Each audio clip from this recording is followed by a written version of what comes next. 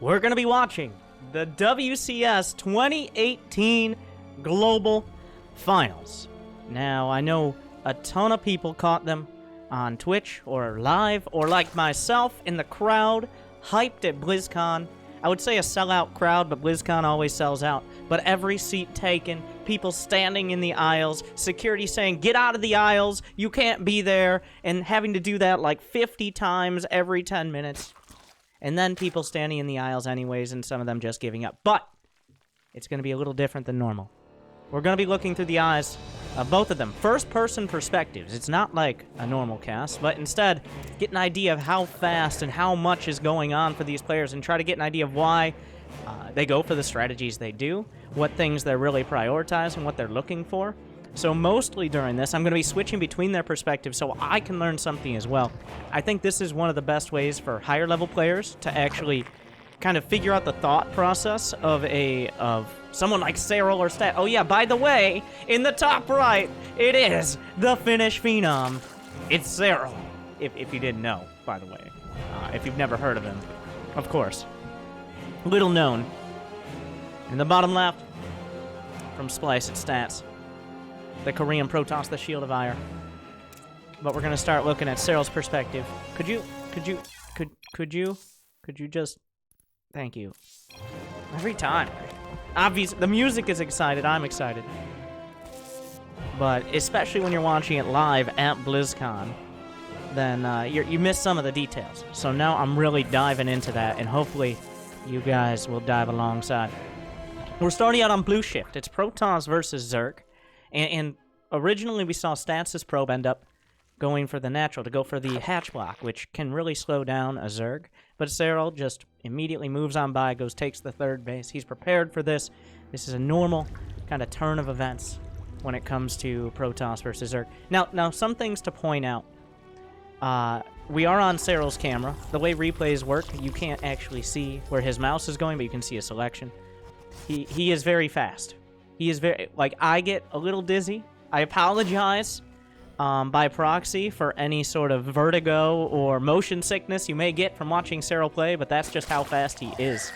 And how little time he has to interpret information and act on it is ridiculous. Stats is very similar, but especially with Zerg, there's a lot of different areas of the map, like injects and creep spread and overlords and all that. So we'll go over to Stats, starting out. It is Protoss versus Zerg. He's got his first Adept out. This is used not for damage necessarily. Yeah, Stats isn't much better. Stats is not going to be much easier to follow.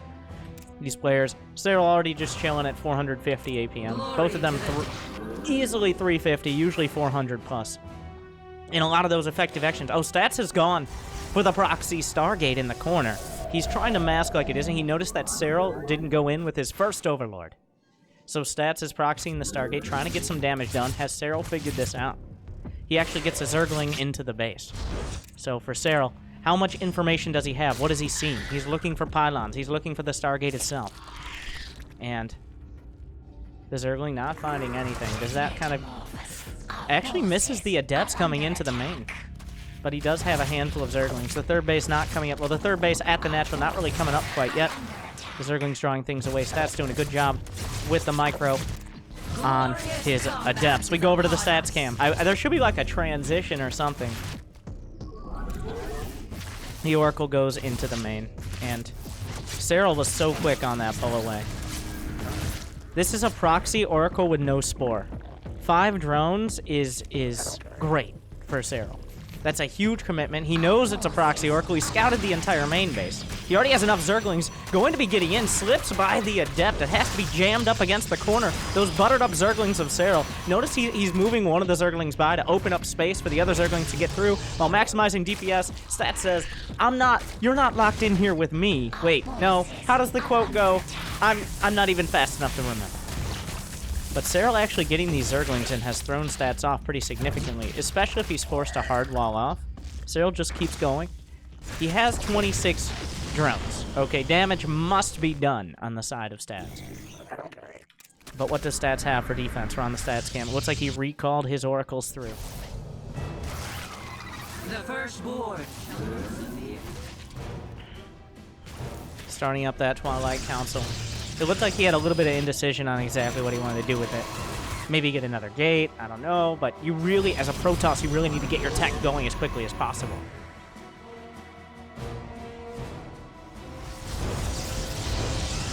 Switching to the Serral cam, we see him just controlling these Zerglings, but the selection box. If you really want to get a beat on what they're doing, they already have hotkeys set up for everything. The selection box tells you going back home, making drones, jumping back, like building out of the larva. He does have to jump back. It's almost impossible to inject with the queen off your screen, but just see, let's go for another round of injects. It'll just be a moment. Yep, he just injected 2 hatchery. He doesn't even let the animation happen, because the animation to inject takes quite a bit.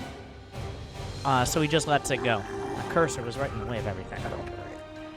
Finally finds the proxy Stargate. He knows it was out there, but it's not important, really, at this stage of the game. He already got his oracles out. That's the important point.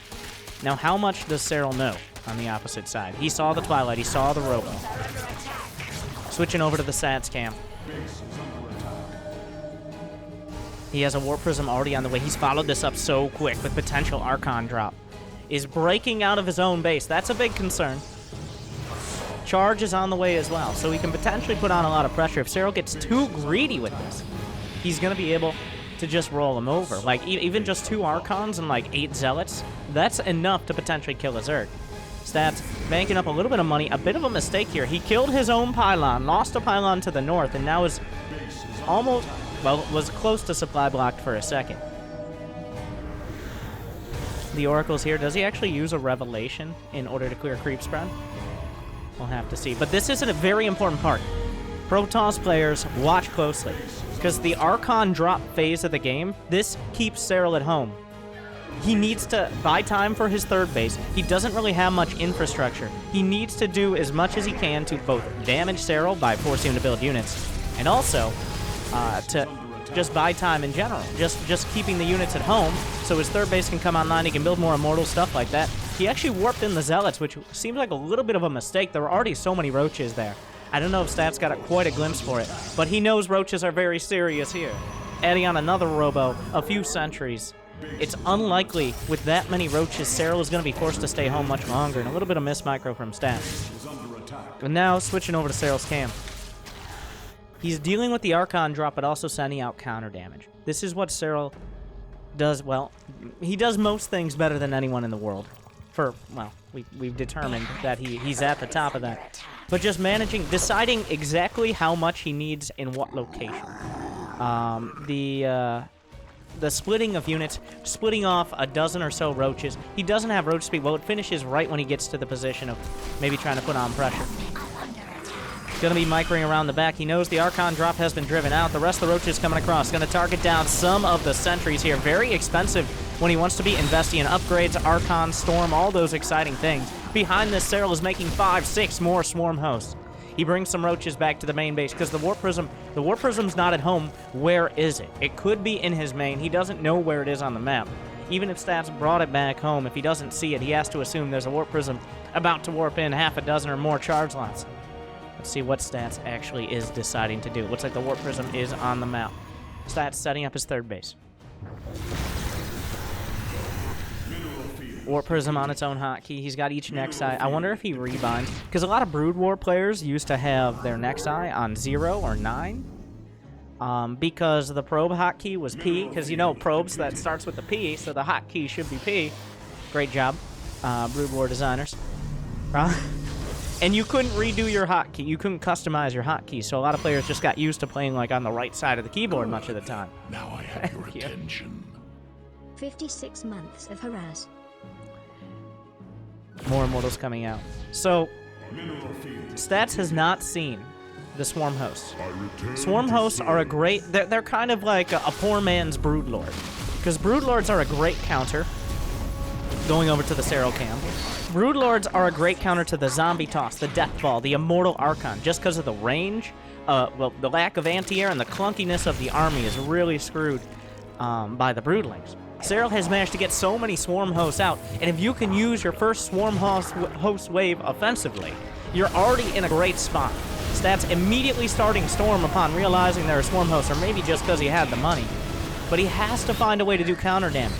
The Swarm hosts will batter you down eventually. They're free unit. Once he's bought the Swarm Host, he gets Locust every 45 seconds or so. Stats decides he needs to move forward. A little bit of juggling into the Prism. Serral is moving his way back. He knows he needs to buy a little bit more time till the Locust wave, but every Archon, every Immortal, the Zealots are pretty cheap. Archons aren't that big a deal, but especially the Immortals. Those are not easily replaced, even when you have double Robo. Behind this, Serral, he knows you can actually see the animation that the Locust wave is ready. Gonna break the force fields with Corrosive Bow, force the Immortals back, and once again, the Swarm Host coming in for another swing, going to the stats cam. We see, what does he really have to defend? The juggling is incredible. Abusing that War Prism range, I said juggling was incredible, and then 4 Corrosive Biles land right in the middle of everything. Roaches and Ravagers making their way forward.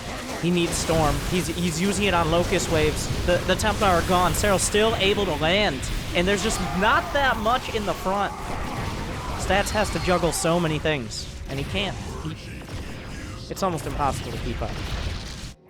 If you hit every Storm, you hit every Archon, you save every Immortal, well, guess what? In 45 seconds, here come more Locusts.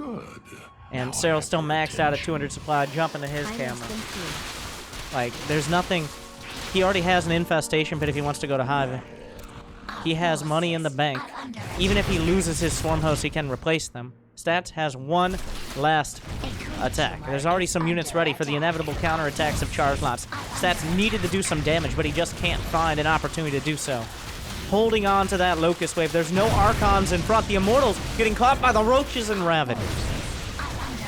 It's not going to be enough. Serral moving his way forward.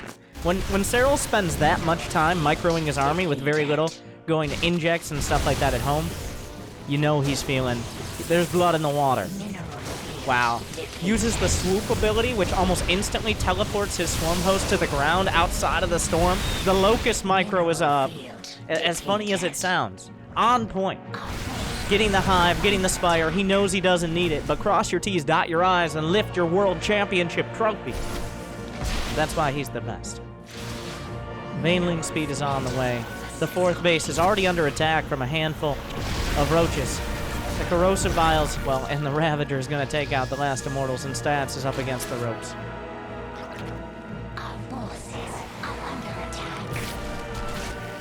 Another wave of Locusts. What does Stats have to defend? He's trying to go out of the map, and once again, the Locusts drive him back. I return to serve. But for how long, Immortal? Oh, the Locusts on top of everything. There's nothing left for Stats. He's microing Templar, which take about... Templar have approximately 3 HP, and that's also how much damage their water balloon attack does. It's not enough. Serral, even if he held this, there's another Locust wave. There's another round. This is kind of like... Okay, I know what... This is almost like a Terran here, but Stats convincingly is defeated in Game 1. And Serral, like... Serral just made it look like he knew what he was doing the whole time. The only part of the game it looked a little dicey was when the Adepts, like the very early game. The very early game. When Stats got in with the Adepts, he got in with the Oracle, he did some drone damage, but all it takes is one mistake at this level. And Stats didn't have quite a perfect wall with his Adepts. That kind of threw everything out of whack. You really, off that early pressure, you want to do damage and then hold with as few units as possible, so you can invest more in tacking up. And I hope it will be again. But if Zerglings get into your base, you have to make additional pylons and hard wall off. You lose your units that can defend a third. Well, it makes it really hard to get that pressure on. And the result of that, you saw, was that Serral already had like 30 Roaches by the time Stats was able to do an Archon drop. So jump in to game number 2.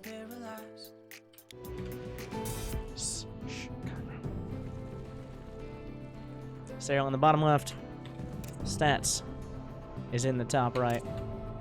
We'll leave it off the player cams.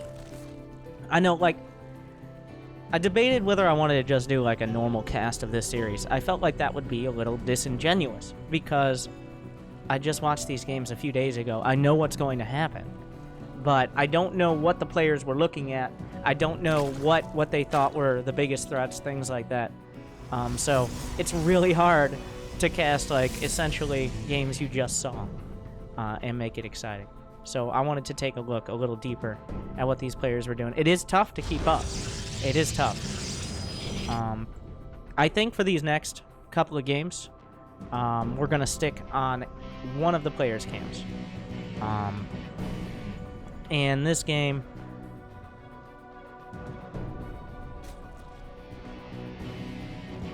we'll go with stats.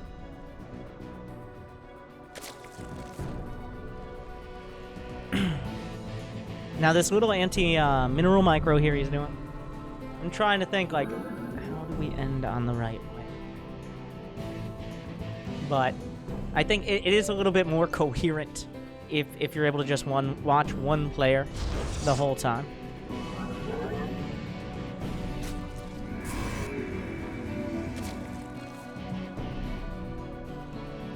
Actually, no. Now that I think about it, I did some numbers. We're going to watch Serral for this game. I thought a little bit about what happens when you're trading up. But one of the things I think for Zerg, and we'll talk about each race individually as we're watching the player cams, first person essentially.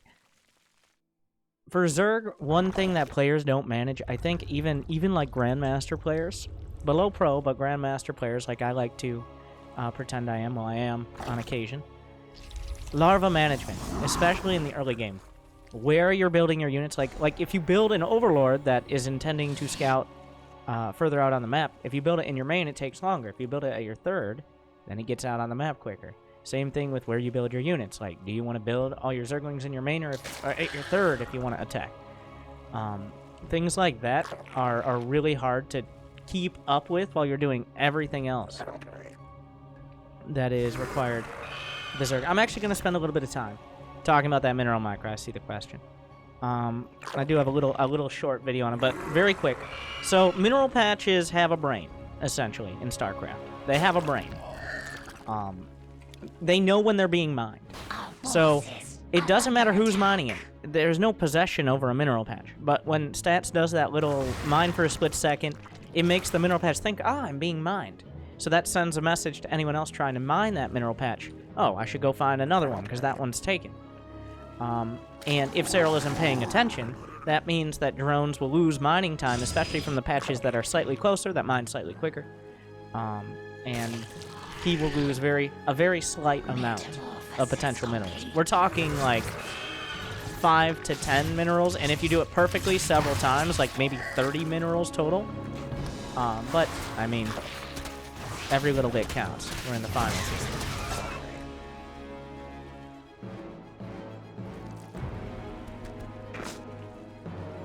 Now Serral finds the Adepts. Once again, Stats forced him into the third base. Oracle is coming in. Actually unscouted once again. But Serral only losing 2 drones. I mean, he already has his queen built at that location. He built a spore crawler in the main. This is efficiency. A lot of people think of a spore crawler as 75 minerals. A spore crawler is not 75 minerals. It is 75 minerals plus a drone, which is already 125 in one larva. On top of that, the drone mines about 60 to 65 minerals a minute. So every minute you don't have that drone mining is potentially another 60 minerals. So in just 1 minute, your spore crawler has cost you around 180 minerals, give or take a little bit. So it's not an investment you want to take that lightly. You don't just... I mean, it's better than losing drones. Yes, if you lose 2-3 drones, you've lost 2-3 drones. That's bad. But if you don't have to, if it's not a big risk, if you already have a couple queens to drive away an oracle, then it's not a huge deal. Yeah, and this is something you see Serral here realizing, okay, well, and this is not a map with great aggressive potential. Going up a ramp and the rush distance compared to Blue Shift are just It's harder to attack into the second base. And it's a longer distance to the third, which is still on like a high ground. On blue shift, you have more opportunity to get a solid attack off. Because there's no ramps to go up, really, near the bases. You can just slip right into the natural like Serral did last game. The Zergling micro is insane. Serral had a casual 580 APM on average. So yeah, that's pretty quick.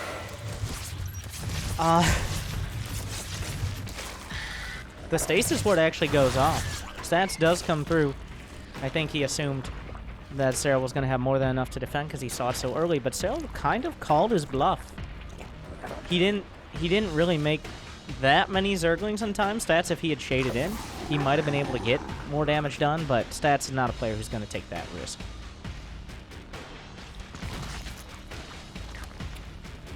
More Zerglings at the front. Roach speed on the way. Serral up to 51 drones, which is not that much. Against the 3-base Protoss, who has access to a Robo, and is probably able to build Immortals. Now, is there a Templar Archives? Are there Archons? I don't know. Oh, double Robo is what's happening from Stats. That's almost a hard counter. Picks off a probe, loses no Zerglings. A couple of depths in the main, finds some kills, are driven away. Serral comes in again. An Overseer built. I'm not sure why he decided the other Overlord was better for the Overseer, but he's setting himself up. I guess he doesn't want to have any of the Overlords on the opposite side to be Overseers. This is just for scouting, it seems. Usually if a Warp Prism is in your base and it doesn't have Archons, it's unlikely it will have Archons in the near future. Oh my god. Serral, what a noob. He morphed a Ravager so close to the gas geyser that the hitbox of the Ravager blocked the extractor from being built. I don't even know how these players make it this far. Is this Bronze League Heroes? Metamorphosis. But Serral continually scouting. He sees gas is being... That's very important. He sees gas is being taken on the third base. He sees there's still Immortals at home. On top of this, by the way, the creep spread. The creep spread. Keeping up that 500 APM. Some of the best creep spread you'll ever see. This is the danger. If you don't go for a quick Archon drop or put on pressure, the creep spread can actually get out of hand. And since Serral went for a few extra queens early, he really abused it. He hasn't been just slapping down. Notice it isn't like 5 creep tumors. Even though his APM is so high, you don't want to do 5 creep tumors when you could just do 1. That takes incredibly slightly less time, but it is less time. So you see just 1 tendril of creep going out each side. 4 Dropper Lords coming in. 7 Dropper Lords coming in. Serral, you're crazy. This is something you can do. If you know the Protoss is kind of contained and going for a 4th base, their army might be spread too thin to defend, well, their main or their 3rd, something like that. Something's got to give, and that's Serral's specialty, is finding out where the weak points are. He takes only the units that are not tagged with Revelation and brings them over to the right side for the drop, so they will not be spotted. And I don't know how he figured out, like, he split those units so fast. I barely even noticed it happening. Oh, on the high ground, a bit of a mistake there. Well, I mean, running up the high ground is always a risky business. A bit lazy not to split off a single Roach or a single Zergling to figure out whether there's anything on the high ground, but... Oh my god, the rapid-fire creep tumors. Same as rapid-fire corrosive bows. I don't have time to explain how to set that up right now. I'm sure there's plenty of tutorials out there. But into the Overlords. And already cleared up any vision. He made sure not to show the Dropper Lords dropping into the main. Now, this is not supposed to end the game. This is supposed to drag enough units out of position in order to be able to find... Oh, yeah, he's dragged a couple of Immortals, brings it back to the 4th. It's like watching a Terran. 3-4 medevacs, and suddenly the Protoss has to commit so much to one part of the map. Now, the real win... Ooh, several Ravagers taken out. He knocks down the force fields, but it's a little late for them. Stats is holding on for now. He might have the base in the top left. Serral isn't 100% sure of it, but he knows how much pressure he's putting on. Nearly maxed out. The upgrades right now, +2 attack for Stats to just +1 for Serral. He's getting the +2 ranged attack follow-up. Ooh, the big commitment.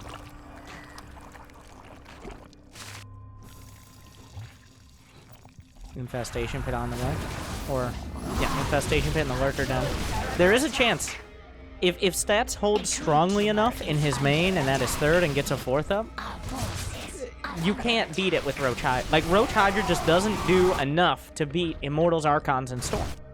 So you need Lurkers or you need Swarm Hosts or something like that. Now, if Stats doesn't have a fourth base, Serral can just simply outbuild. He has, beautiful Storms out of Stats. But the main base is starting to break. Stalkers, no good on their own. They were only there to gun down the Overlords, but there were far too many Zerg units dropping out of them. More being warped in. The production is offline.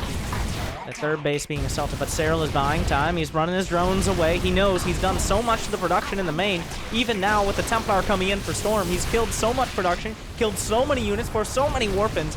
All he has to do is beat this army one time, and with it, the game should follow. Coming around from every angle, pre-splitting against potential Storms. He's still winning in the main. He still has units there, a few trickled out, even the drones coming in, drawing some fire from the Immortals. More drones on the side. Serral trying to hold the line. The Immortals standing strong. The drones, the real MVPs. Rarely it is. Do you see a Zerg pull the boys? But in this case, they do enough and hold the line in front of the Immortals, because the Immortals, they want to be hitting these big, high-health targets. But they don't when drones and lings are in front of them. And Serral, that actually did look dicey. I feel like Serral didn't quite have the tech in time. He had the opening to go for more tech. It was a bit risky to go for the big drop, because if Stats had been able to clean that up and focus a little bit more towards the front, 32 drones went down. Stats actually ends the game, taps out of the game with more probes. So, in this case, if Serral... I feel like he should have, in a perfect, like, playing correctly, he should have gotten the, he should have gotten the Lurker Den quicker, or the Infestation Pit for Swarm Host. But he was kind of playing that drop-heavy positioning style, which almost came back to bite him, because Stats held. He held strongly, but not strongly enough.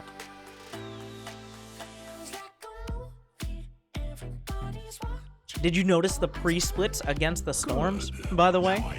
Because everybody knows what part wants to be Storm, but you gotta commit just enough to get them to Storm, and you want to just feel it a little bit, feel the outer edge, but you don't get the full brunt of it, ideally. But we're gonna be watching Stats for this next one.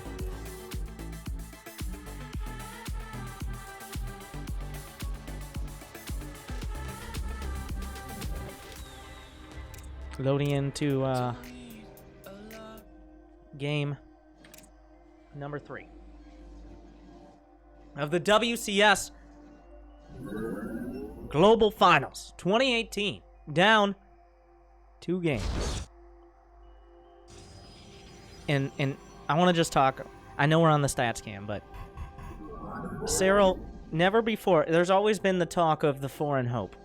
For 8 years of StarCraft 2, for 20 years of StarCraft. That's not even just StarCraft 2, just StarCraft history. There has been, who's the foreign hope? Will there be a foreign hope? No. It's not foreign hope anymore. It's the foreign favorite. Which is kind of like a weird turnaround. In 1 year, we went from maybe Neve will get a little further this year or special to who's going to beat Serral? Who can stop him?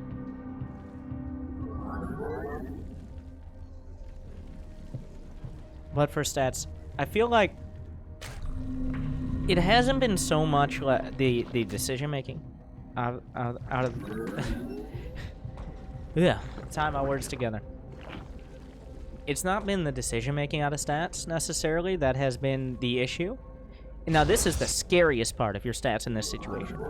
He didn't do anything really wrong, I don't think. I don't think any of his builds were poor or his execution. He just didn't do them well enough. Like, Serral just had too many units in the right spots at the right times too quickly, and he couldn't quite get what he needed to get done. Like, he couldn't counterattack in Game 1, because there was a very slight mistake early on that Serral capitalized. And then in Game 2, it was a good opener from Stats. He got his 3 bases, he held on, but Serral, he found the pressure points again. Give Serral vision. In Game 1, it was a little disorienting, since we're recording this live from my very advanced recording studio bought with hundreds of dirty esports dollars. In Game 1, it was a little disorienting, I do agree, like switching between the player cams. So we're sticking with one player per game in order to get an idea of if they win or lose, how they're playing it out. The firstborn shall persevere. Your probes are under attack.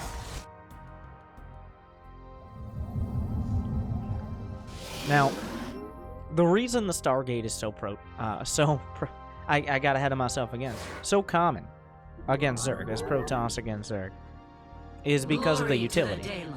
It's kind of like building a Viking as Terran, or really just building a couple extra queens as Zerg. You have that ability for early defense. Okay, it's not like building queens as Zerg. That doesn't make sense. But especially when it comes to facing Zerg, you really want to have potential scouting information and defense. There are a lot of all-in Zerg can do early on that will simply overwhelm your ground forces. So having access to a Stargate not only gives you the ability to do damage to your opponent through the form of like an Oracle, deny scouting, or do damage like Phoenixes, but also, right now, for example, if he sees roaches or a roach warren coming across the map, you can build a Void Ray. Eventually, the Void Ray will kill the roaches. So, the Stargate just known as the safest option, because it forces a Zerg to either commit to an all-in, or kind of just play middle of the road. A second Stargate. That's a bit more drastic. Usually we see the Stargate, it goes into Robo, Twilight, maybe not in that order. In order to get Archon drop, it buys you space, buys you time, gets you information, and then you work more on your ground army. This is not about the ground army. This is 3 Stargates. That is a big commitment. He's putting a ring on this tech tree. And he's saying Stargate is the way to go. And if gone unscouted, and now picks up the queen, eats some of the Spore Crawler damage, but not a big deal. 4 kills. Takes a bit much damage on the Oracle, but is it going to be Phoenixes? Yes. So now the question is, like, how long... Oh, that is unfortunate for that. Serral made just enough lanes. He wants to cut off the potential quick third base. And now this is a map. If you don't establish your third early, you have some rocks in the center, like right where that Oracle was.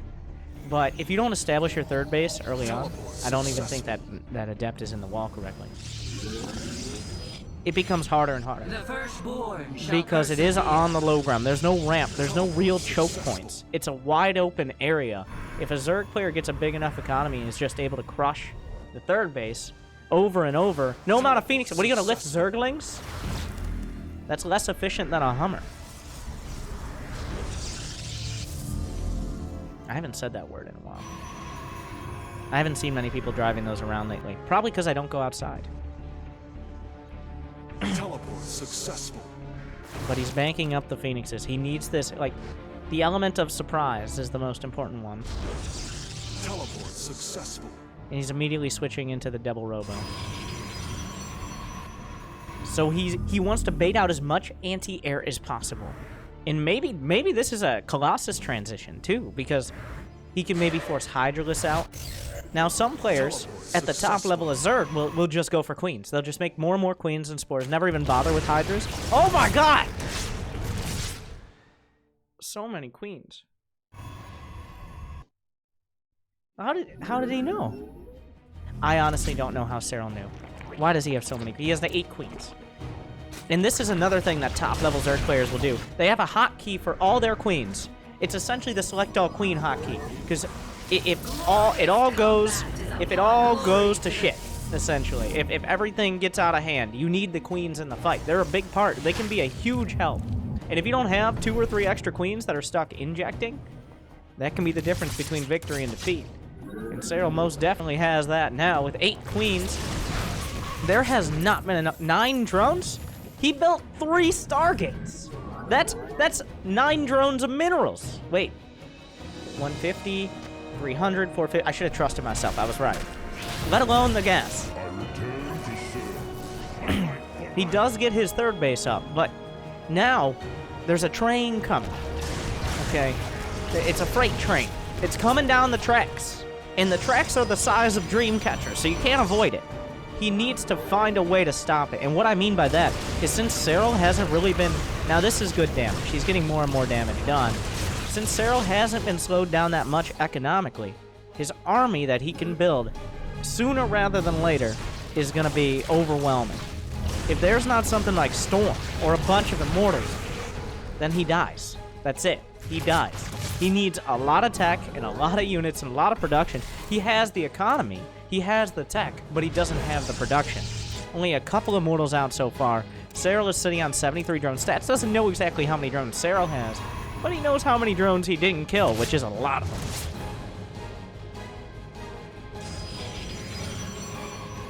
More gates coming up. That gateway production cannot be soon enough.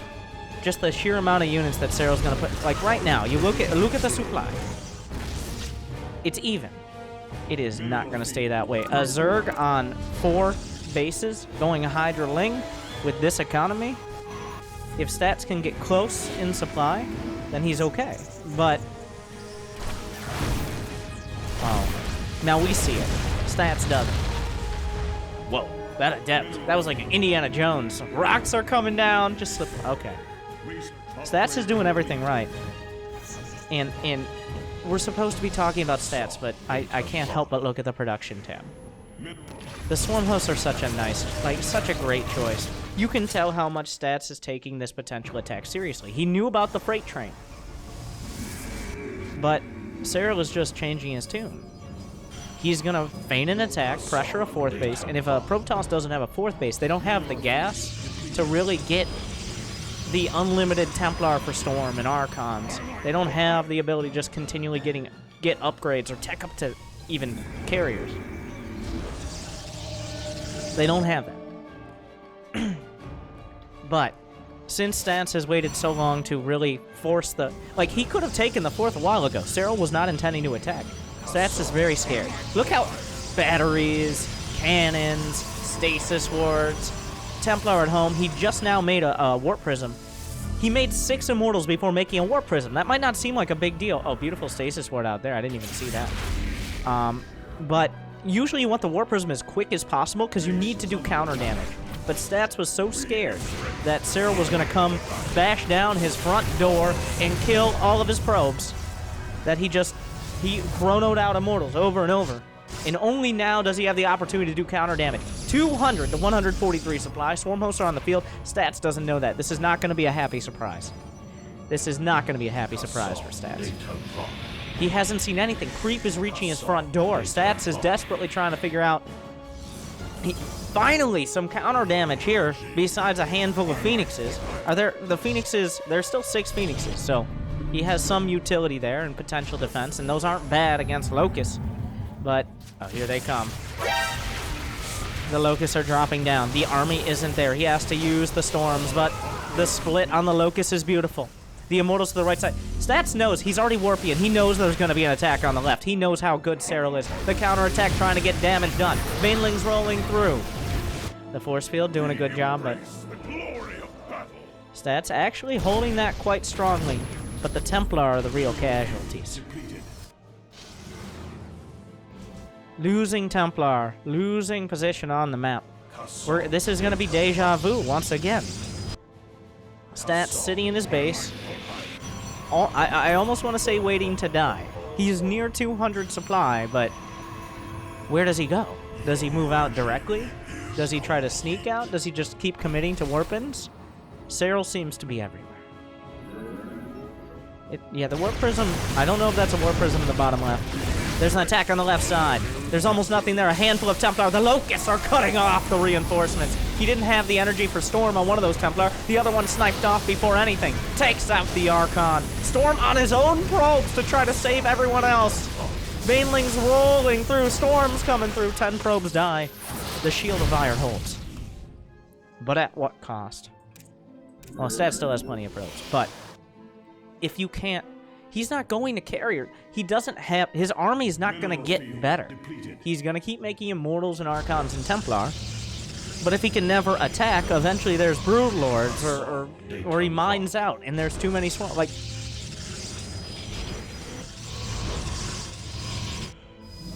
what else is there to be done?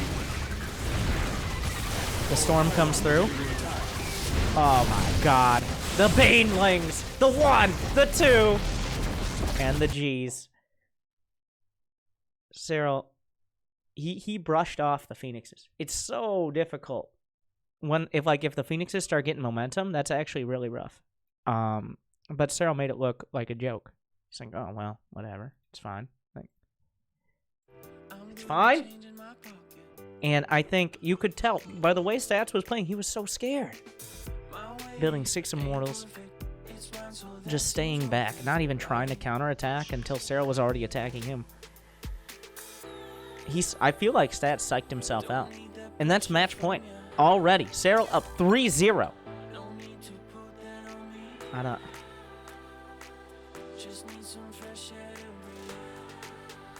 You need, like...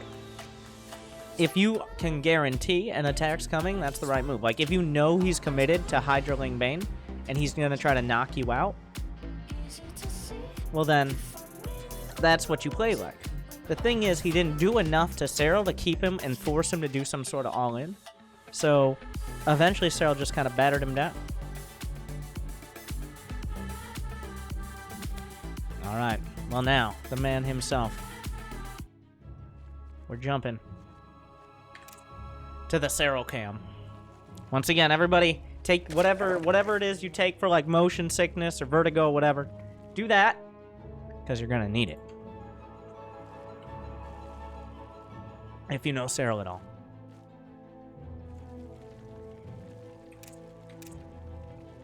The War on Acid plant, Serral. 1 game away from sweeping. I don't know if we've ever had a 4-0 in the WCS Global Finals. I'm trying to think, like, especially not since the, like, 3 or 4 years ago when the WCS system kind of came into its own. There's a risk of it here. Now, that was notice what Serral did. He didn't build drones even though he had larva. This is intentionally to get your hatch, because this map has a long enough rush distance. If you cut 1 drone, you can get your hatch before a probe can get to your base off of a pylon. If Stats sent the probe out at the beginning of the game, well, he's going to be able to block pretty much anything. But Serral intentionally not building that extra drone to make sure he could get the hatch. Now, Stats didn't actually scout that early. He scouted off a gateway. But that was to preempt what Stats has done in the other games, which is send the probe out quite quick. Yeah. Just to reiterate, part of the reason, well, there are many reasons, but part of the reason we're watching the games from this first-person view, I watched them live, so I think most people watch them live that are interested in StarCraft. Hopefully, if you're not that person, you watch many live in the future. But I was at Blizzcon, I watched all these games. But the one thing you don't see, I wish they used a lot more, especially during like a Blizzcon cast, is the first-person perspective, which I think is such a great way to kind of, like, did he see the Warp Prism? Why is he reacting like that? Like, what tech did he see? Exactly what was he looking for? And not every pro player sees everything. You might think Serral the Overmind does, but even Serral misses things. And how does that factor into the game? Because that gives you a much better idea than like, oh, these guys went for these builds. It's like, well, what if he actually shaded in with the Adept? Did you make more Zerglings? Stuff like that.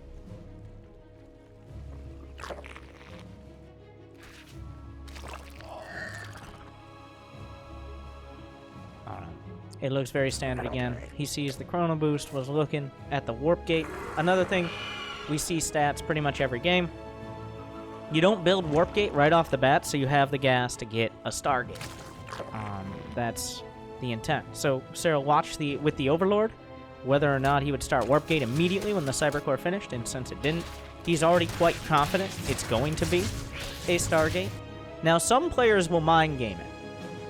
They do not, obviously, the players do not see the icons here. That's just for the observers.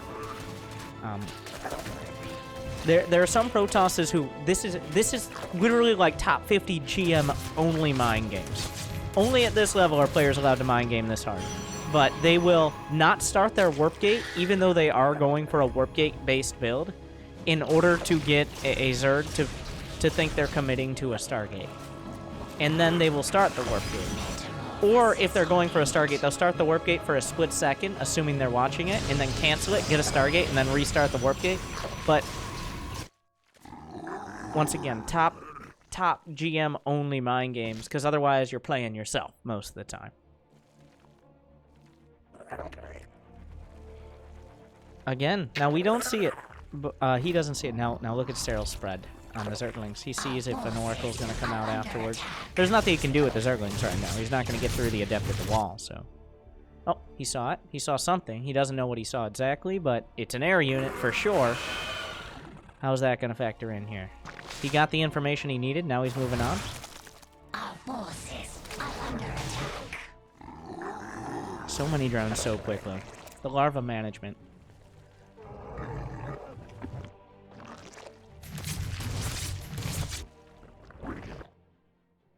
More Zerglings. Still well spread. Our forces are under attack. Picks up the queen. There's another queen to back it up. Oh, stats. Stats. How many drones were killed? Oh, that's not very many. So nothing early on. Stats is building phoenixes. Serral kind of felt like he got a tell last game. I'm not sure what it was. Oh, he's building a roach one. This is best case scenario for Stats. This game, Stats, has sold the follow-up well. Oh, he's making it look like an Adept all in. I think he might have chronoed out of an extra Adept or something like that to make this look good. Serral right now likely thinks this is an Adept Glaives follow-up or an Archon draw. Probably Adept Glaives, but it is Phoenixes. The worst case scenario for Serral is if he just builds like 10 roaches to play defensive, and then the only thing he can defend against are air units. But there's been... Oh, well that's... Right before the Roach Horn finishes, thankfully, for Serral. 3 Phoenixes are not a huge tell. I believe that was 3 Phoenixes. Serral still has... He's at 5 queens, but they're all in position over here. You notice Serral has 5 queens on his hotkey. He's got the Select All Queens hotkey. Not that much damage out of Stats, but 4 Spore Crawlers on the way. In and of itself, I'm not sure what that Evo Chamber is designed to do. Maybe he just wanted an Evo Chamber and didn't want to move his screen. I don't know. That was one of the longest... I almost feel like it's too much reading into it. But did you see how long... I know, relatively. How long it took Serral to place that Spore Crawler outside his main, like in his main? It felt like he was a little flustered. Like, I don't know, like put it over here, put it over there. It is a rare sight when Serral spends more than 2 seconds looking at the same screen. So... Our forces A Baneling Nest, a Hydra down on the way. The Roach Warren is not well, it's essentially useless now. You do not want to build roaches here. Roaches are just they don't counter phoenixes. And by the time he got enough roaches to go across and maybe counter what's on the ground with it, despite the phoenixes, it wouldn't matter because the phoenixes would have scouted them. That's also part of the beauty of phoenixes, especially if you can hide them. Very active scouting and damage.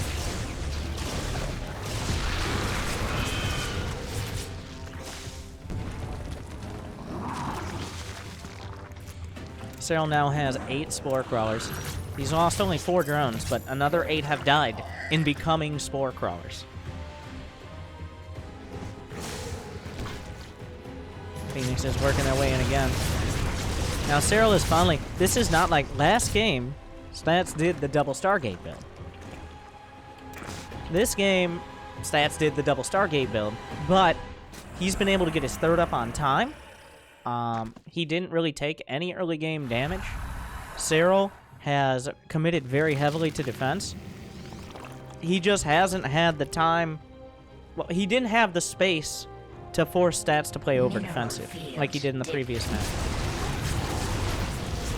So Serral is trying to minimize its damage control right now. But Stats has a very active scouting, and having the gas and just the mining from the 3rd base so much earlier. And notice how Serral, he doesn't even, his 4th isn't really up here. Now that's a surprising amount of probes killed. Stats is very much on top of those Phoenixes. But, I'm building more spores. Serral at 80 drones. I honestly feel like that's a little bit of a mistake.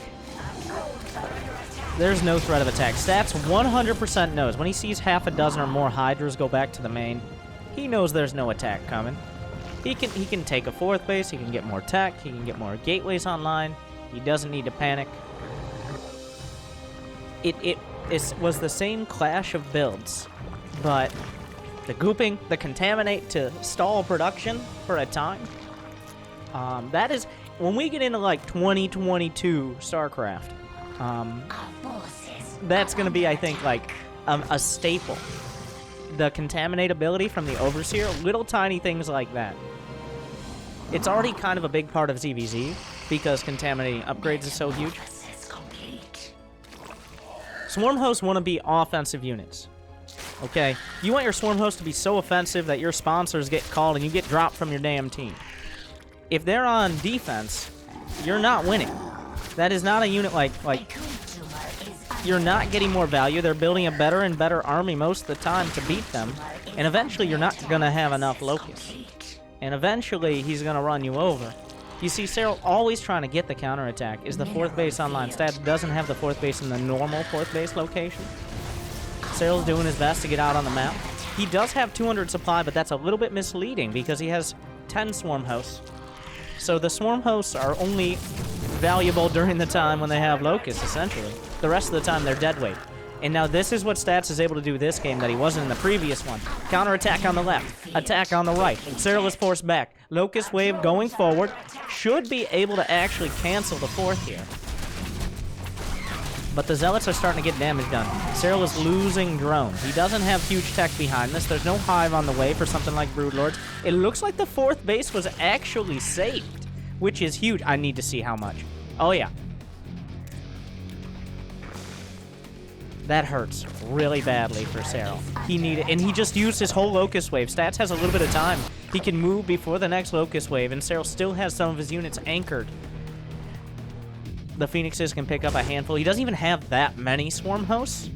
Those force fields are beautiful. Stats controlling the pace of this game. He's not going to go down to a non-Korean without a fight. Beautiful force fields again, but a great mainling drop coming in. +2 mainlings, one-shotting probe. Serral on the back line. Stats still down on supply, but he still is forced to work with this lower tech army. He needs to find an angle where he can work, where Storm isn't just going to crush everything from a single angle. The worker count, 52 to 75. Serral still has a huge economy, but he has to keep spending on banelings. He has to keep having that threat, and hasn't teched up to the hive because it's just... It isn't in the budget right now, essentially. That's the problem. He needs to just keep building units, because if he ever stops, this is what happens. Here comes Stats. The storm's raining down. Where are the locusts? Nowhere to be seen. Serral being melted right now. The Templar safely behind the Immortals and Archons. The Swarmhosts finally have their locusts. The rest of Serral's units trying to come back in, but is it too little? And is it too late? It looks very much like it. The Banelings rolling through, looking for the Templar, and finding nothing. The Locust coming down again. Some more Archons in position. There it is. Serral taps it out. Stats strikes back. It's hard to tell, like, if in a super deep analysis comprehension of this series, I'd like to go back to the Dreamcatcher game and see how watching from Serral's perspective felt compared to watching this game. Because Serral in Dreamcatcher, it felt like Stats was scrambling to get anything done. He was so scared of an attack. This game, Stats is just running Serral around. It's the same way it played out. It was Serral defending Phoenixes into getting Swarm Hosts, but Stats just was so much more proactive and able to take the initiative. Good. And that's partially off getting a quicker third base. Attention. So 3-1 is the score. And it finally looks like Stats has figured out how to deal with it. Just as I deserve. I'm proud of this one, I'm so gonna I figured criticize I needed these you to noobs knock a little me bit back longer. down. Just a little longer.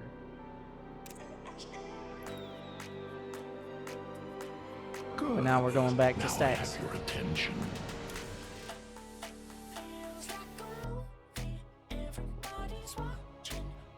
What was your favorite moment of BlizzCon? Good. As Eternal Now I Noob? have your attention. BlizzCon looked like fun. What was your fab moment? Honestly, I think besides Serral winning, Rogue versus Serral Game 4 was when probably the most excited I've ever seen a crowd for StarCraft. I'm not saying like they're usually not excited, but StarCraft crowds are usually different than crowds for other games. StarCraft is a different game.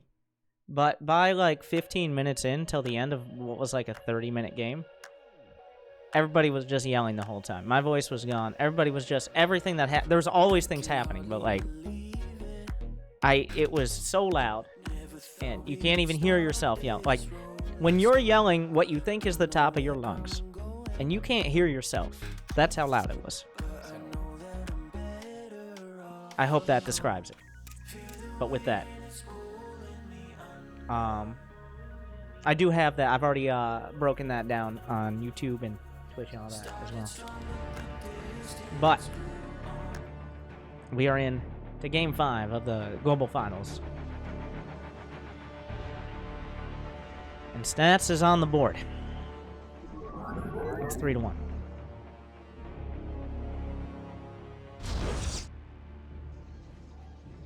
I actually do have to say, there was so much good SC2. Honestly, I felt like the quality of the games and series at BlizzCon, like Round of 8 on, wasn't that great. This series, Stats vs. Serral, was incredible. Rogue versus TY, very good. But a lot of the series were kind of just one-sided. Just straight up. A little disappointing, but...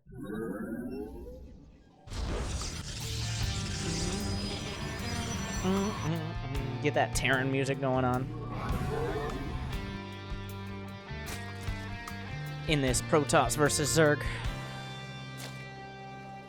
Stats set up his wall. We're on Fracture, which is the lowest rush distance map.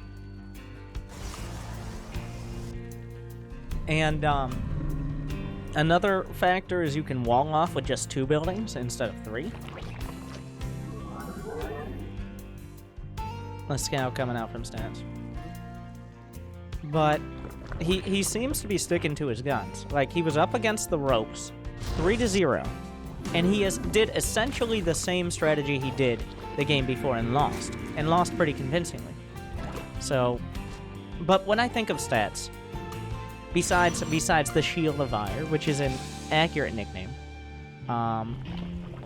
what I like about Stats is when you watch him play, it's very clear how he's playing, if that makes sense. Like, it's something you can copy. You can see why he's doing certain builds, what he's trying to accomplish, just based on the way he's playing them out. There are other players who are not like that. There's like SOS, who just kind of does random things. or Maru, who's like, where else can I put a barracks on the map? He is much like Serral for Zerg, I think, is one of the top level combined with a player you can follow and have a logical thought process. And for Terran is TY, who plays in a way that is easy to follow because it follows a very logical process. I know that sounds kind of weird and pretentious to say, but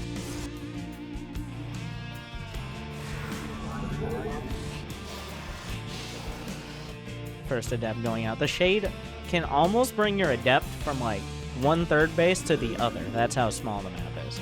And there are less bases as well in case we get to the mine out phase.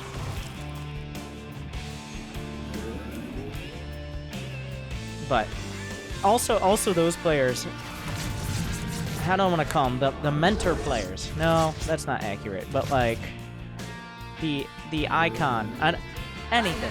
Beacon players. I like that. Beacon players. Those are players that you can aspire to play like and also have a realistic process of being like them as well. You can't be like, oh, I'm going to play like Maru. It's like, oh, good luck. It's going to be the 40Ts. So this is kind of an older build, but it still checks out. As 40Ts get warped in very quickly. This is essentially the Stargate skipped version of the Archon drop, where you just rush out a Dark Shrine, you get 4 gates, you maybe try to kill their 3rd if they don't have detection. Like, if they don't see the Dark Shrine, then if they don't have detection, you can just kill a 3rd. DTs do a lot of damage. But after that, you can just switch into an Archon drop immediately. It hits harder, it hits faster, But the downside to it is you can't put on pressure or have the scouting you normally would with a Stargate. For example, right now, like, if Serral was just doing a Baneling bust, or he was doing a Roach All-In or something, he might just kill. He might just kill Stats, because Stats didn't really have an opportunity to scout it. That's why it's a bit of a risk, and that's why the Stargate is usually more favored. But you're down 3-1. You gotta take some risks, right? Serral definitely knows, based on the time of the War Prism, which he saw with a Zergling, that this is the Dark Shrine version. The War Prism should not be here so quick. But does it matter? From the shadows I come.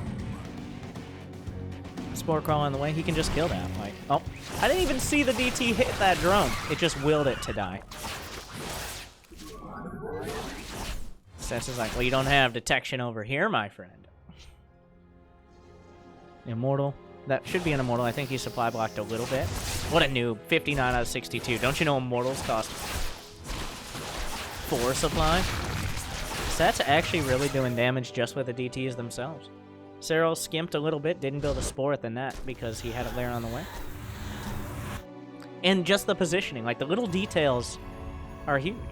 The positioning of that Archon reduces the surface area of lanes. On top of being as close as you could be without being right outside Serral's front door.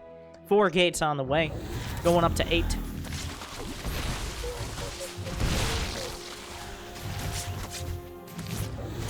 Archons coming in. Archons do extra damage to every biological unit. Well, everything biological, not just units. I say this because all Zerg buildings are also biological, making Archons just really, really good in general. Just top to bottom, full across the board. I return to serve. Some sentries.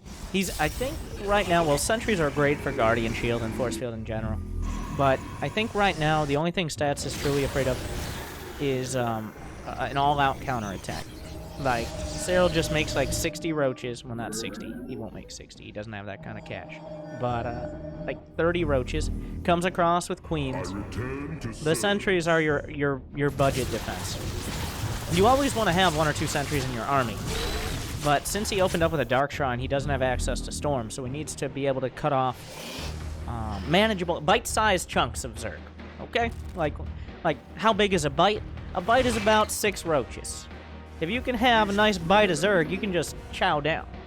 But you try to eat 30 roaches at once. Oh my god, he's tickling that Overseer to death. But with Force Field, even if he does have Ravagers to break Force Field, it takes a bit of time.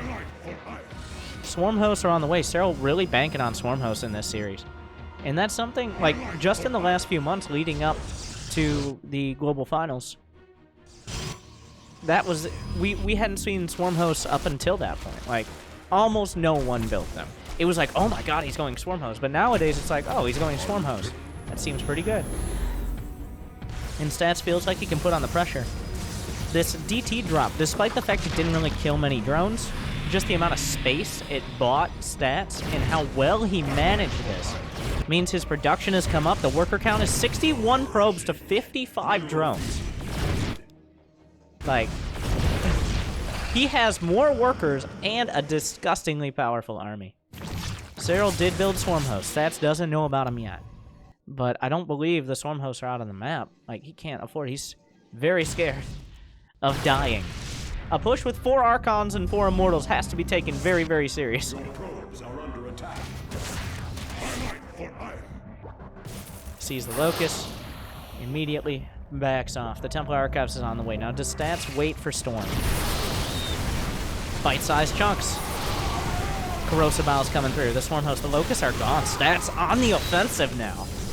He still has a little bit of energy for Force Field. Serral has a lot of roaches on the high ground. You got to be careful about going up a ramp with those Archons. They can be picked off. They have a lot of shields, but... Does he start Storm immediately? He does. Storm is the way to clear out Locust waves, and Roach waves, and pretty much everything. It is expensive, though. It takes a lot of time. You got to get those Templar with enough energy. I love this aggressive defense. The best defense is a good offense, and that is very, very true, especially in Protoss versus Zerg. Almost more than, I think maybe more than any other matchup. Just the fact, when you're backed up against a wall with locusts raining down, then there's no light at the end of the tunnel. But if you're able to drag dozens of supply back to deal with charge lots, to deal with a warp prism, if you're able to keep your opponent in his base, stuck while you tech up, that's a little bit better. Still love the content less than 3. Locust coming through. But Stats has held the line. Storm is nearly done. He has a handful of Templar that should have enough energy. The 4th base is taken out by Serral. But Stats has kept control of the map. He kept the creep spread down. Locusts don't have that much HP. Dodges the corrosive biles. They land. Activates some of the barriers. Warp Prism, where is it? Got it on its own hotkey. But Immortals, Archons, and Templar. Those are the things you cannot just replace. Zealot's fine. Immortal Barrier's fine. The Storm's coming through. And the way Stats knows that Serral isn't really just in a position to threaten him, it's just Roach Ravager. Swarm Host Roach Ravager, these units are just not that good. Against a Stats army that has half a dozen Immortals and Archons and Storm and all that, all Stats has to do is hit a couple Storms in the right place at the right time. He's going to drag... Those Zerglings aren't going to counter this. He's dragged Zerglings back. He's opening up so much space. And he brings the Zealots back. In the bottom left, he brought them off the base. And now, Serral is stuck. He has to go deal with those Zealots, which means Stats has an opportunity to move out on the map. Clear the creep. He's going to force the Swarm Host back. Maybe force another Locust Wave to be used defensively. He has more Immortals, continuing to warp in that Warp Prism, the real MVP of this whole game. Still a handful of charge lots going forward, just trying to buy some space, buy some time. He splits off another dozen Zealots. They're going to go towards the southern base. See you later, Ravagers. The Corrosive Biles will land on an Immortal, but it's much more expensive to lose 4 Ravagers. The Zealots coming in on the left. Serral hard pressed. He's trying to do damage at the right. The Swarm Host and the Locust all hit by Storm. A single Archon will fall. The Locust Wave is gone. It's essentially nullifying 30-40 supply of Serral's army. The Zealots going to work on the base to the south. They're going to be able to take it out. It's gone. The Roaches are counterattacking. Stats has already set up the defense. Storm's raining down across the board. Immortals pounding through the 3rd. The Archon's holding the line. Wait, there's actually no defense at home, but 8 Roaches are nothing compared to that many Immortals and that many Archons. And Stats takes 2 in a row. That's a game you can learn from. By the way, that was almost impeccable execution of the DT into Archon drop, and then with a follow-up, the aggressive defense. That's how you do it. So Serral, I feel like he gets more and more desperate and just keeps banking on the Swarm Hosts. But Swarm Hosts are just not good. Like, if you're not even or have a lead, Swarm Hosts are just not that good. Like, they don't get back their cost. Now, the cost of Swarm Hosts isn't even that much in the minerals and gas. It's the supply. It's the amount of supply you have that is entirely reliant on a cooldown. And if that cooldown is dealt with by Storms or Archons or whatever, then you just don't have an army. Which is why it favors a player who's out on the map. It favors a player who has control, because they can define where the attack's going to be. But if you can't define, if you can't force an engagement, and you have to use the Swarm Host defensively, then it only takes one missed Locust Wave and you can lose the game. And even that last game, he didn't miss a Locust Wave, but he kind of got forced to use it defensively, and Stats says, no, now you're dead. You just, 40 of your supply, gone. Doesn't matter. So, but with that, we move into Game 6 with Stats fighting back, but Serral's still up 3-2, still on match point, still poised to take the 2018 WCS Global Finals. And we're looking at his camp. The first person, the speed, the agility, the speed, the vertigo. 400 to 500, usually closer to 500 actions per minute. And we're on Parasite. Does he mix it up? Now, once again, I did watch these games live, as I've talked about several times. I watched them live, but all of the details, I missed a lot of the details. In fact, when all these tall people keep sitting in front of me, it makes it difficult to actually see the screen, which was a struggle for me. Not for the finals, but for a lot of BlizzCon. Because of the angle of everything. This is not the time to talk about that. But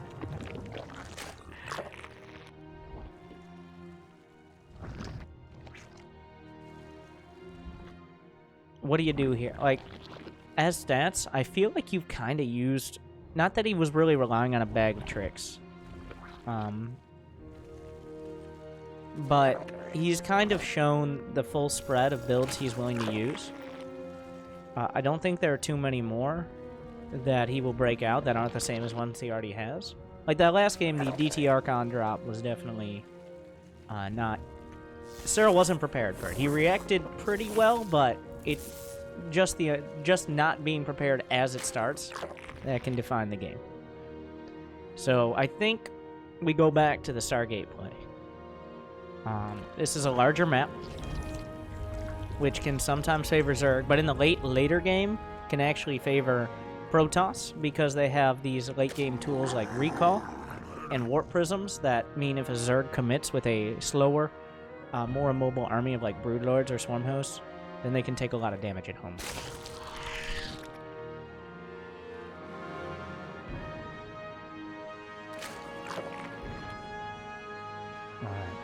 Serral scouting around, finds the probe, get rid of the probe, get rid of the problems. And what does Serral do? Do you try an all-in? I don't think any of these games have seen either player commit to an all-in. I guess you could argue, like, going double, triple star Phoenix is kind of... But it's interesting that there has been no, like, 12 pool. There's been no proxy hatch. There's been no, like, cannon rush shield battery. There's been no big adept, like, pressure. There's been no time when... I guess Serral made Zerglings as a response. There was a proxy Stargate in Game 1, and then Serral responded with a lot of Zerglings. But that's about as close as we got. And that game still went to, like, 3-4 bases very quickly. So, throughout 6 games of the WCS Finals, the best of the best, literally, like, $280,000 to the winner. $280,000. Serral is 20 years old. And he's finished. I don't even know what you can buy for $280,000 in Finland. Like, I didn't know what direction to take that. Was I going to be like half the country or like 3 days of food? I'm not sure. You pick one. But, another cabin to play from in the woods if you saw the trailer.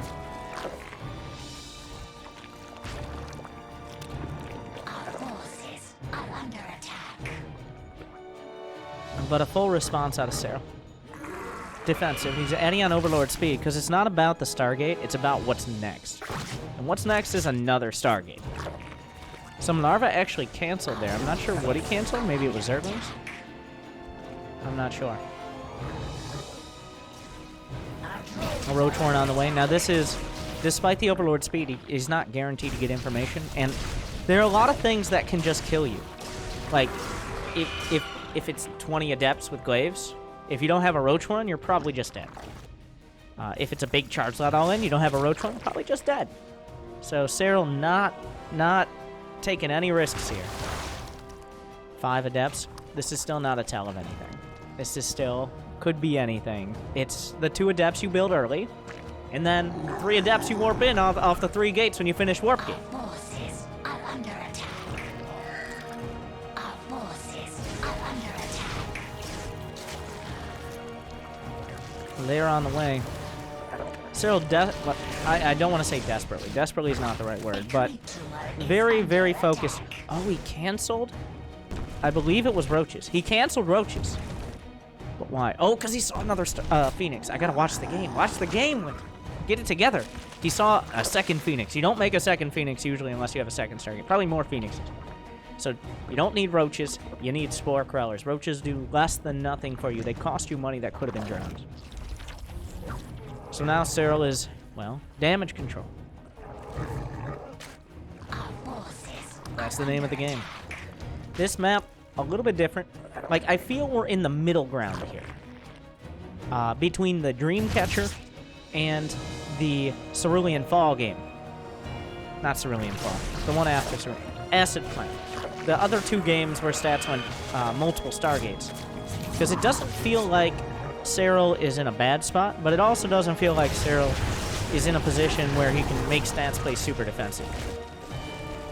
The Phoenixes are forcing all the queens out, a lot of spore crawlers. The lair was not particularly quick, so he doesn't have hydras popping out this second.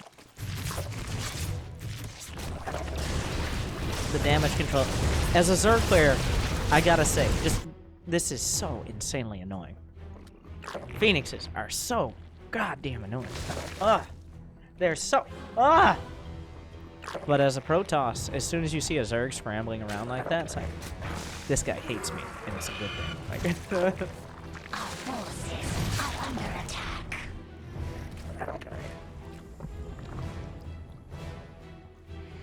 The Zergling's coming in, taking a look. Sees nothing out of the ordinary. Kind of just checking to see if the units are at home, too. Infestation pit right off the bat. An Oracle out. I believe he built the Oracle early. Right. 12 drones now. It's adding up, but Serral is replacing drones more quickly than they're dying. But Parasite is just such a long map. It's long. It's not even just large. It's long. Long.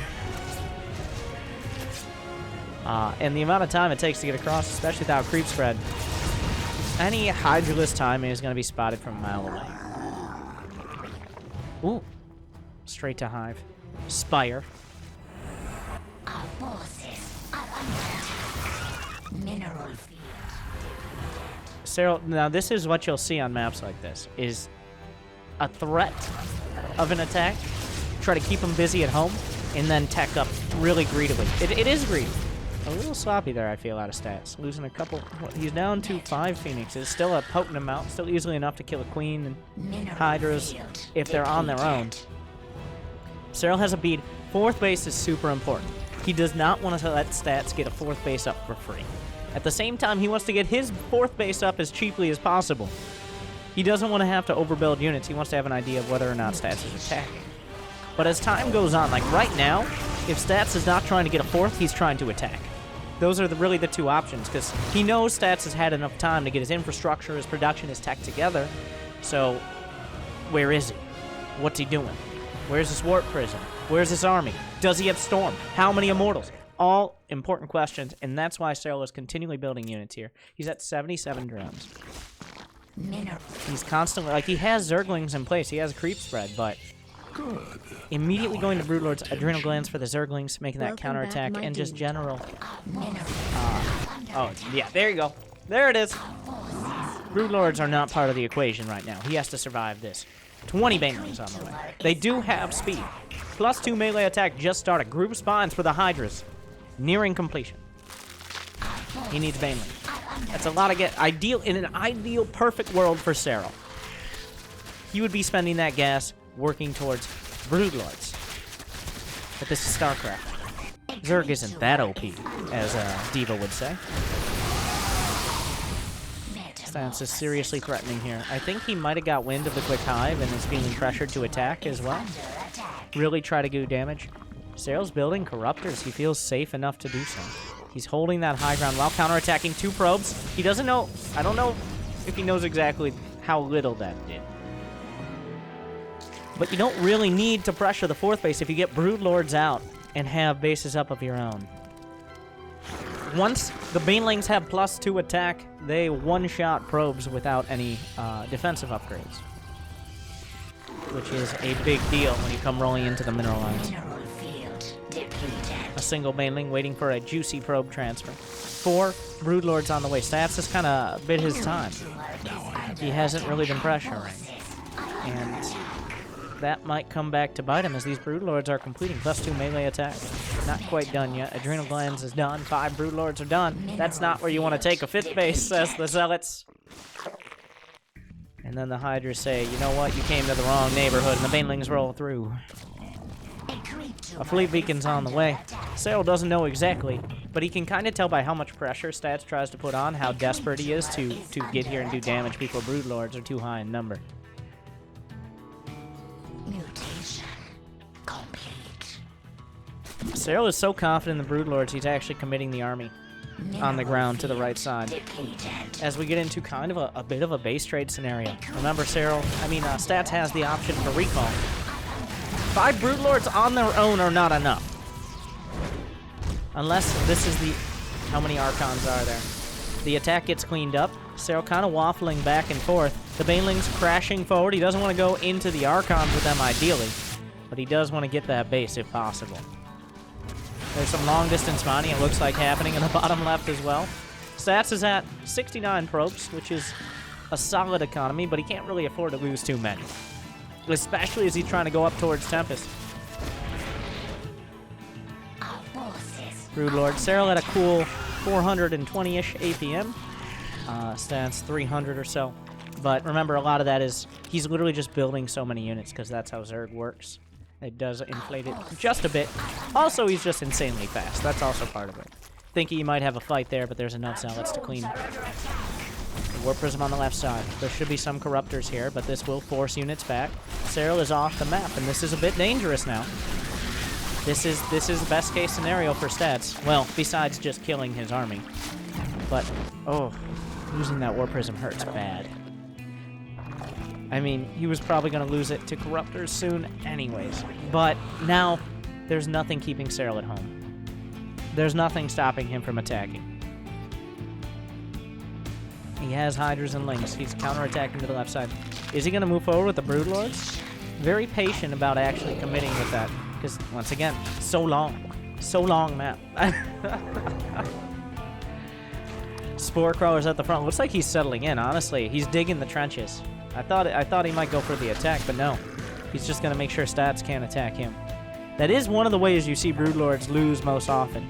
It's just overcommitting, don't quite have enough anti-air, and then they clean out your Broodlords. And now suddenly you're dealing with a ridiculously cost-effective army with like Hydras and Lings. It's not great.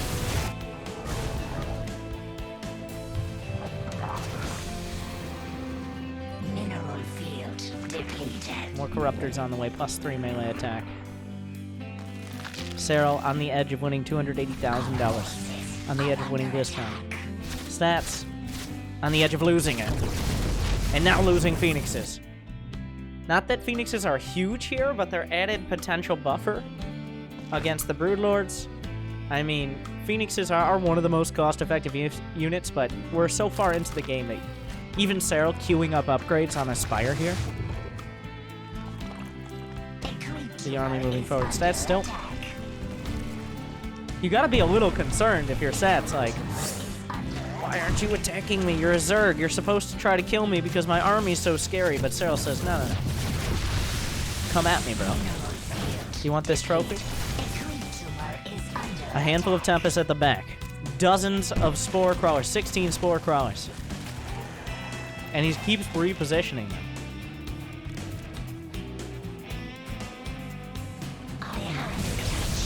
Tempest, they have quite a range. They are defined as quote-unquote the counter for Broodlords. Now, the fact that he made Tempests and not Carriers is important, because Tempests are kind of a half measure.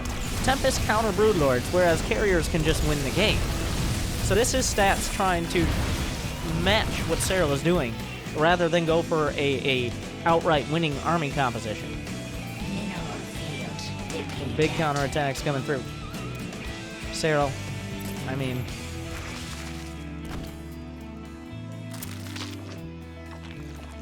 Calm down for a second. Oh, thank you. Chilling out. Almost dipping to 400. Now there are the Carriers, 2 more Stargates. He feels like he's got the army to counter the Broodlords, and he's looking for the army to win the game. But Hydras and Banelings, 7 probes going down. The recall comes through. Immediately the Hydra Bane goes back, not even going to stick around to see what's coming home for dinner.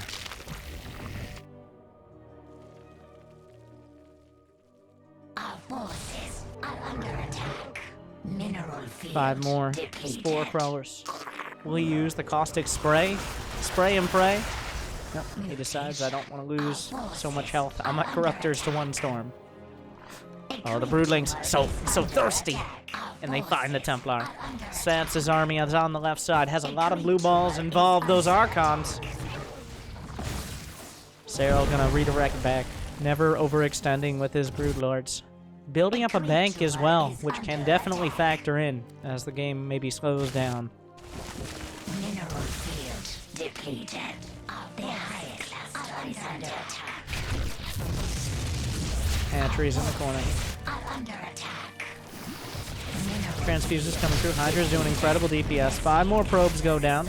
There's still a lot of probes for stats, but many at this base as well being taken out as we go into something of a base trade. The storms hit the probes and the Hydras alike. Somehow Serral actually manages to dodge them and cancels the warping as well, which is going to bring stats down to just 50 probes, and now he doesn't have that many mining locations. But this is making it more and more of a commitment for stats to be out on the map. Eventually, he's going to run out of bases if this continues. And that means Serral can finally decide to attack. There's a counterattack already going out on the left. He never just has one thing. Yanks the mothership, hits it with the Corruptors, and knocks it out of the game. Get over here. A huge pickup, essentially for free. The left-hand base was taken out, but that has already been heavily mined, and Serral still has 67 drones and a huge army.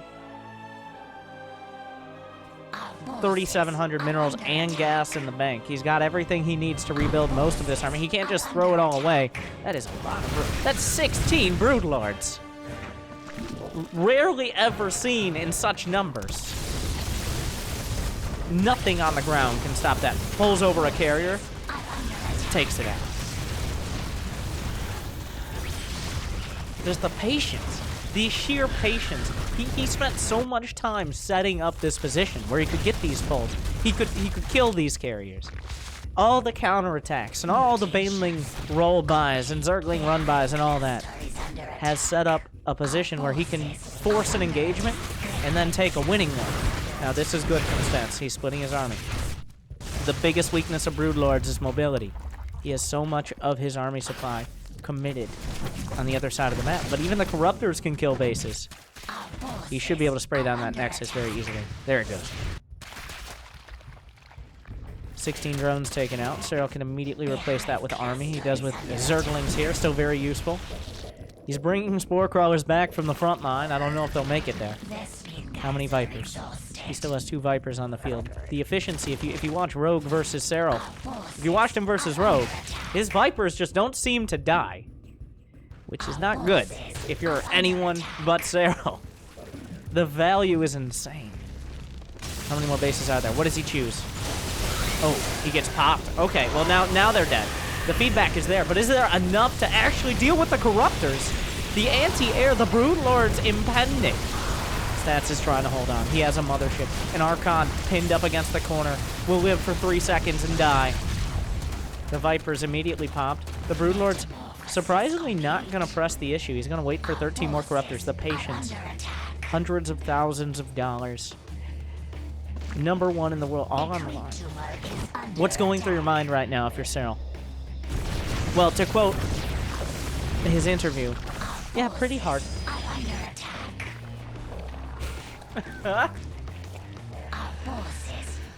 But the Broodlords just keep going, finding opportunities. He's maintained 200 supply.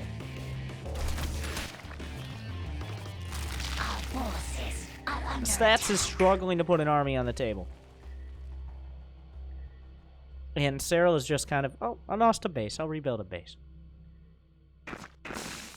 The +3 flyer attack is something rarely seen, but is well on its way. A creep tumor is under attack. The units lost, like, Serral's just been so cost effective. Everybody says carriers are so hard to deal with, and Serral just laughs. Our forces are under attack. And it wasn't even like Serral got a bunch of damage done early. He didn't really, like, Serral didn't do that much. Like, Snats was not behind. It's just Serral kind of was faster, stronger. Probes being cleared out. Stats is getting desperate. Like, this base might find an Archon. Baneling's still rolling through. 35 probes left to 48 drones, but that means the army supply is insane for Serral. More probes. Oh god, he cannot afford to lose these. Burrowed Banelings. Bases cropping up, immediately knocked right back down. Serral goes back, rebuilds.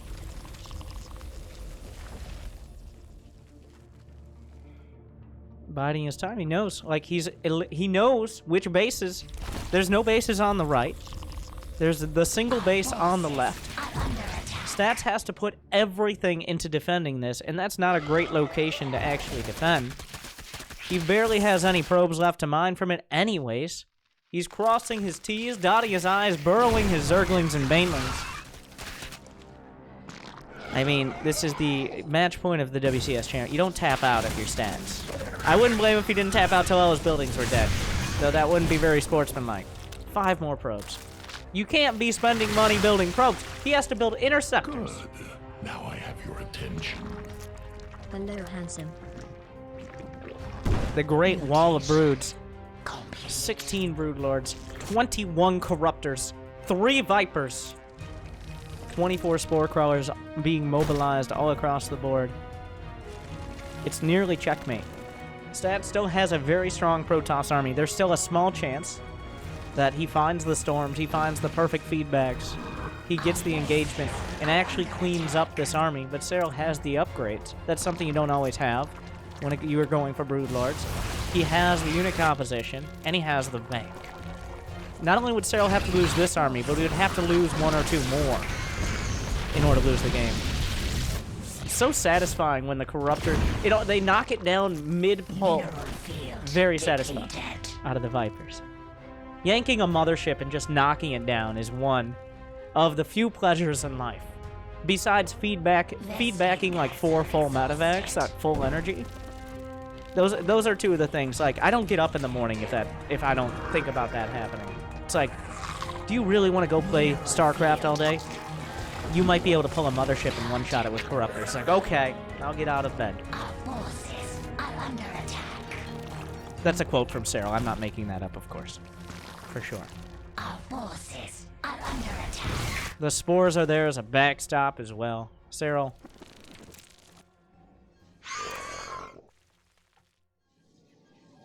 I mean, okay. He's clicking on the Templar. There go the Templar immediately. The Storm's kind of hurt, but he knows where the army is. He can cut it off. Pull the mothership. Give me that mothership. One more pull.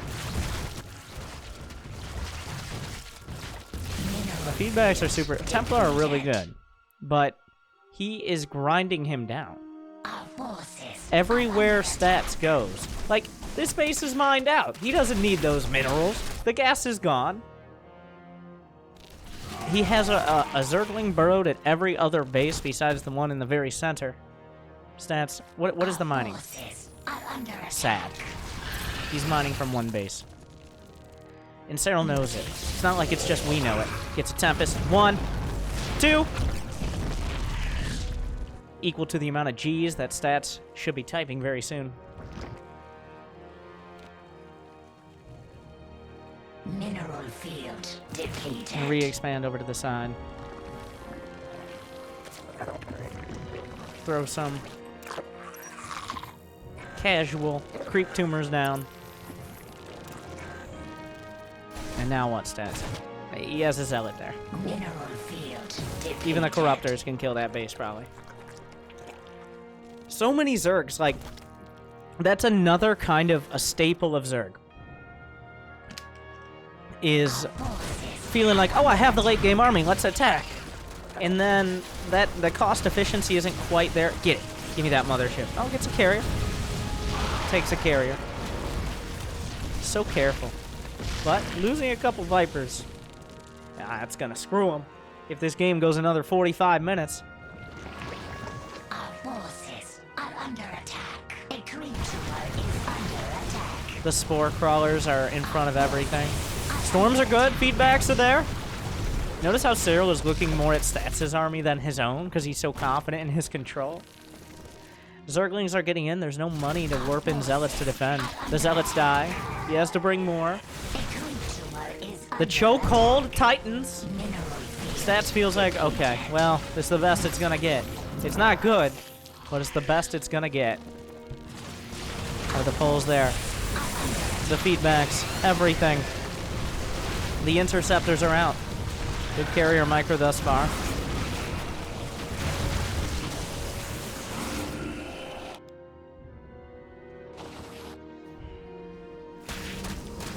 Zerglings slaughtering. Oh my god, they kill so fast. Stats has this army. There's no more income. Even interceptors are expensive to replace. The rest of the spore crawlers coming back. Still a scary army. Gets the mothership, knocks it down! And with it, maybe the last hope of Stats to survive. Oh, the Broodlords. The Broodlord's not even that important anymore. It's just the anti-air. There's only a handful of Templar left. There's 2 or 3 storms, maybe. The poles are there. Still killing interceptors. Does he have any more? He's not out of abducts, but the carriers are well, he's out of carriers. The Corruptor's over everything. Splits against the storm. Zerglings working through all the gas. GG. Serral takes it all the way home. 4-2. In such patience. He's so patient. He did everything. There were a couple shaky games where maybe going Swarm Host wasn't the call, but even in those games, he wasn't like, I'm just gonna attack you because I don't know what else to do.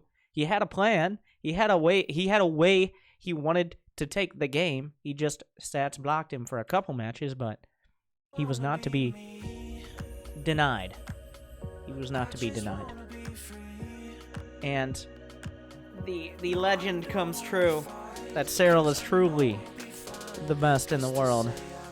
Defeating Stats, defeating Rogue, defeating, who did he play before that? Dark, who said Serral was probably the worst foreigner. In BlizzCon, not in general, that would be me. But, and it wasn't like Stats was playing poorly, is the thing. At no point was it like, oh, Stats is kind of screwing this up. It was just Serral was ready at almost pretty much all times. He's pretty good at the Starcraft. The finisher finishes it, wins BlizzCon. Stats gonna have to go regroup. Korea gonna have to go regroup. Maybe we need to region lock Finland. I don't know. Find out next year on Foreign Dreams and Memes WCS edition.